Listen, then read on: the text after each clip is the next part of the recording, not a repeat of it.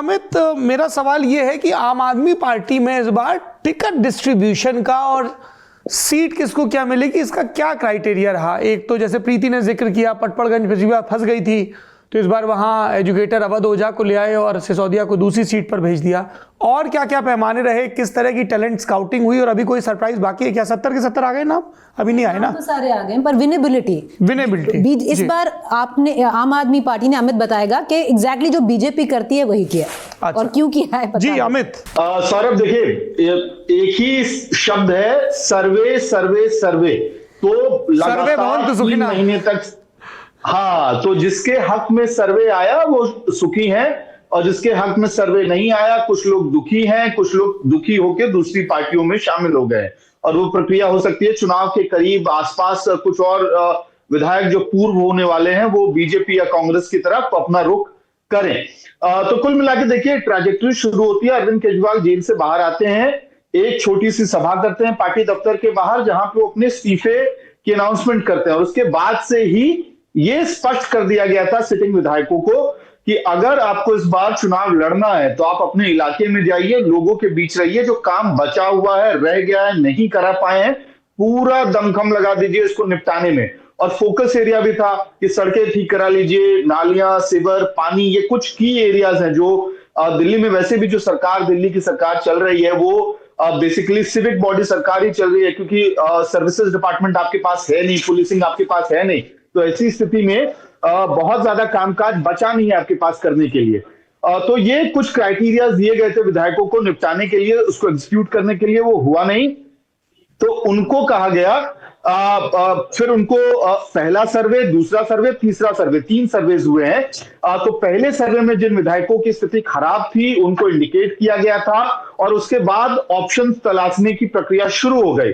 अंततः 17, अगर आप देखेंगे तो 17 सिटिंग एमएलए का टिकट काटा गया, जिसमें 3 ऐसे विधायक हैं जिनके बेटों को, 2 के बेटों को टिकट दिया गया है, एक की पत्नी को टिकट दिया गया है, नरेश बालियान, क्योंकि वो फिलहाल जेल में है, मकोका के केस चल रहा है उनके खिलाफ, तो उनकी पत्नी को फील्ड किया गया है। 15 विधायकों को टाटा बाय बाय कर दिया गया, जिसमें आप समझिए कि सर्वे की क्राइटेरिया की सैंक्टिटी स्टैब्लिश करने के लिए मुझे लगता है अरविंद केजरीवाल की टीम ने दिलीप पांडे, जो चीफ व्हिप थे दिल्ली विधानसभा के, उनका टिकट तक काट दिया तिमारपुर से। जबकि अगर आप किसी एक ऐसे इंसान को लेके आ रहे हैं, बीजेपी से बंटी को लेके आया गया, वो ऐसा कोई कैरिस्मेटिक फिगर नहीं है जिनके साथ जीत की श्योरिटी है। लेकिन मुझे लगता है एग्जाम्पल सेट करने के लिए कि सर्वे ही सत्य है, आम आदमी पार्टी के इस बार टिकट डिस्ट्रीब्यूशन में दिलीप कुमार पांडे की टिकट का निपटारा किया गया तिमारपुर से, ताकि एक मैसेज क्लियर हो जाए सबको कि अगर दिलीप पांडे की टिकट जा सकती है तो इस पार्टी में किसी की टिकट सेफ नहीं है। अब एक और चीज, एक फैक्ट है कि 70 की 70 सीटों पे कैंडिडेट्स उतार दिए गए हैं। एक सीट को छोड़ के कहीं भी कैंडिडेट नहीं बदला जाएगा, ये रूल है। फिलहाल तो यही स्टैब्लिश रूल है।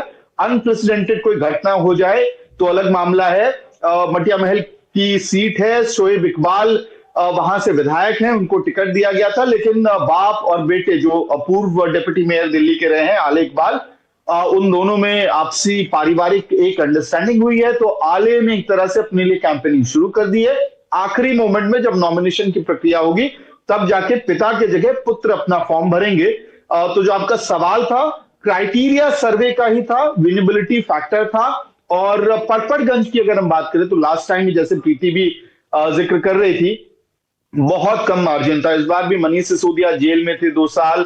एक लेकिन फैक्ट मैं जरूर इसमें ऐड कर देना चाहूंगा, क्योंकि हम लोग होते थे कई बार जब वो राउज़ कोर्ट आते थे अपनी हियरिंग के लिए, तो बहुत ही फाइन डिटेल है, माइन्यूट है, इररिलेवेंट भी मान सकते हैं कई सारे लोग इसको।